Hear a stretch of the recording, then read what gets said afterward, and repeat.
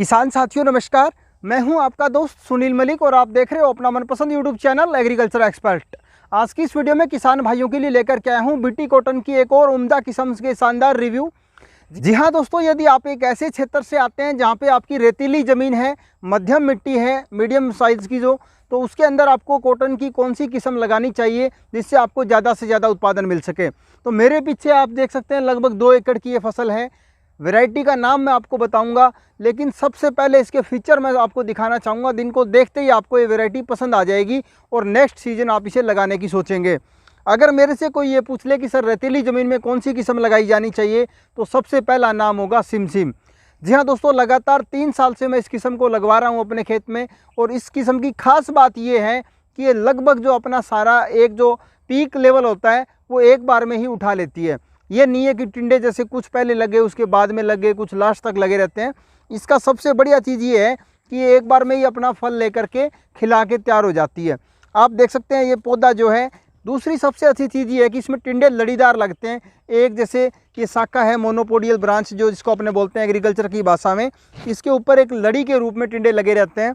और पूरी फसल में आप लगभग 2 एकड़ की फसल है, कहीं भी कोई भी पौधा आप उठा के देख सकते हैं, सारा का सारा टिंडों के वजन से नीचे ज़मीन में टिका हुआ है। प्रोडक्शन लगभग पिछले 3 सालों से मैंने इसका देखा है। अपने 1 बीघा की बात करूंगा क्योंकि मैं राजस्थान से आता हूं। यहाँ के किसान भाई बीघा में ज़्यादा बेटर समझते हैं, हालांकि मैं इसको आपको एकड़ में भी बता दूंगा। बीघा के अंदर इसने लगभग 8 क्विंटल की एवरेज प्रोडक्शन दिया है 1 बीघा के अंदर। बहुत ही शानदार वैरायटी है। कोई अलग से जैसे आपकी बात करें पिंक बोलवर्म यानी गुलाबी सुंडी का अटैक हरियाणा पंजाब बेल्ट में ज़्यादा देखा गया है, लेकिन अभी तक इसके अंदर कोई भी सिंगल ऐसा बोल या टिंडा नहीं है जिसके अंदर पिंक बोलवर्म का या गुलाबी सुंडी का अटैक हो। तो कोई रोग दोग एक्स्ट्रा नहीं है। कोई भी पौधा पूरी फसल आप देख सकते हैं, जैसे उखेड़ा जुलस रोग जिसे किसान भाई बोलते हैं, विल्ट या पैराविल्ट, तो उसका भी अभी तक अटैक नहीं है। बिल्कुल हरी खड़ी है। आज लगभग जैसे 8 अक्टूबर हो गई तो अभी तक फसल बिल्कुल हरी है, टिंडे एकदम सही मात्रा में। और पूरा लगभग इसकी खास बात जैसे मैंने बताई आपको कि एक साथ में ये अपना पीक लेवल पे आता है।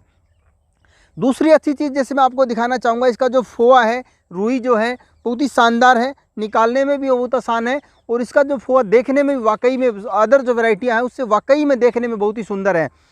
एकदम सफ़ेद दूध की तरह सफ़ेद रंग है, कोई इसमें पीलापन या कालापन कुछ भी नहीं है। और दूसरी चीज़ अदर जो वैरायटियाँ हैं उनके अंदर मैंने एक और चीज़ें देखी है, कुछ के जो बोल साइज़ या टिंडे का साइज़ है वो छोटा होता है। इसमें टिंडे का साइज़ भी मैं आपको दिखाऊंगा, बहुत ही अच्छा टिंडा है। इसके अलावा जो लड़ीदार है टिंडे और जो फोआ इसका रुई है वो भी बहुत ही शानदार, जिससे चुनाई करना बहुत ही आसान है। आप बड़े ही आसानी से ये काम निपटा सकते हैं।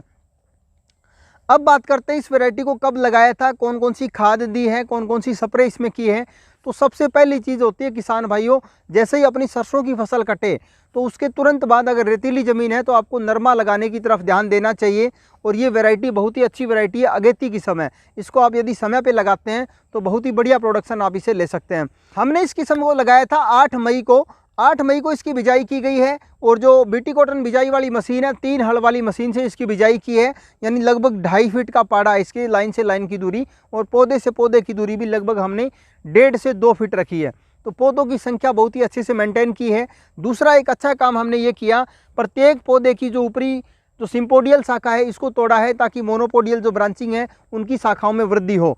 तो इसका बहुत ज़्यादा फ़ायदा हमें मिला है। आप कोई भी पौधा उठा करके देखेंगे तो आप देख सकते हैं साइडों में कितनी ज़्यादा ब्रांच इसमें बनी हुई है और सभी में टिंडों की संख्या भी बहुत ही अच्छी है। तो किसान भाई फ्री का काम है, 1 घंटे में एक आदमी 1 एकड़ के अंदर ये काम कर सकता है। अगर जैसे आपने एक खूंट पकड़ लिया तो प्रत्येक पौधे की ऊपरी शाखाओं को तोड़ के वहीं गिराते चले जाओ। थोड़ी देर मेहनत जरूर आप करोगे, बगैर कुछ टॉनिक डाले, बगैर कोई केमिकल डाले आप अपने खेत की उपज मात्र 20 से 25% फ्री में बढ़ा सकते हैं। दोस्तों अब बात कर लेते हैं कि हमने इसके अंदर कौन कौन से टॉनिक डाले हैं, इसके अलावा खाद व फर्टिलाइज़र भी इसमें हमने कौन से प्रयोग किए हैं। सबसे पहली चीज़ जो मैं आपको बताऊंगा, कपास के अंदर पहला पानी जितना देरी से आप लगाओगे उतना ही पौधे की जड़ है वो ज़मीन में नीचे की तरफ जाएगी, जिससे अगर बाई चांस आपके पानी की कमी भी आ जाती है तो पौधा उसके सूखे के लक्षण आपको बहुत देरी से दिखाएगा। ऐसा नहीं है कि पौधा जल्दी से डेड हो जाए या मर जाए। तो ये भी एक बहुत ही अच्छा तरीका है।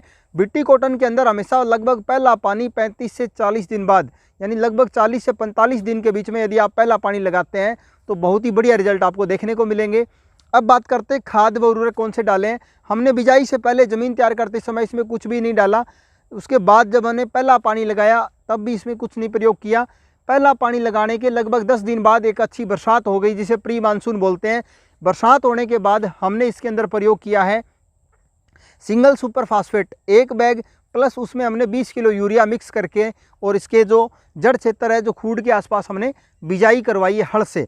तो जैसे अपने सीलर निकालते हैं ऐसा बोलते हैं ना, तो उस तरीके से हमने इसमें खाद व फर्टिलाइजर का उपयोग किया है। इसके अलावा हमने इसके अंदर प्रयोग किया है NPK 12-32-16। जी हाँ, लगभग 30 से 35 किलो NPK 12-32-16 को हमने, जब पौधा जो टिंडे बनने शुरू हो जाते हैं, हल्के फूल आने लग जाते हैं, उस दौरान हमने इसमें 12-32-16 का 35 किलो प्रति बीघा के हिसाब से बिजाई करवाई है। तो उसका भी बढ़िया रिजल्ट देखने को मिला, क्योंकि साथ में पोटास मिल गई, क्योंकि पोटास पौधे को ज़्यादा से ज़्यादा फूल व फल बनाने के लिए प्रेरित करता है। तो उस दौरान अपने को फास्फोरस की कम आवश्यकता होती है, पोटास ज़्यादा देने की जरूरत पड़ती है। अब बात कर लेते हैं इसके अंदर हमने ऊपर से यानी फोलियर स्प्रे के माध्यम से इसमें क्या कुछ डाला है। तो एक तो हमने इसमें प्रयोग किया है दलाल घोल, जैसा कि हमने पहले भी चैनल पे बहुत सारे वीडियो अपलोड कर रखे हैं, दलाल घोल कैसे बनाएं, क्या काम करता है। दलाल घोल 3 प्रकार से बनाया जाता है, पौधे के अंदर ज़्यादा से ज़्यादा बढ़वार के लिए, फ्रूटिंग के लिए। तो उस प्रकार से आप उत्पादन बढ़ा सकते हैं, कोई ज़्यादा महंगा खर्चा नहीं है। 3 चीज़ें जो डाली जाती है लगभग किसान के घर पर ही मिल जाती है।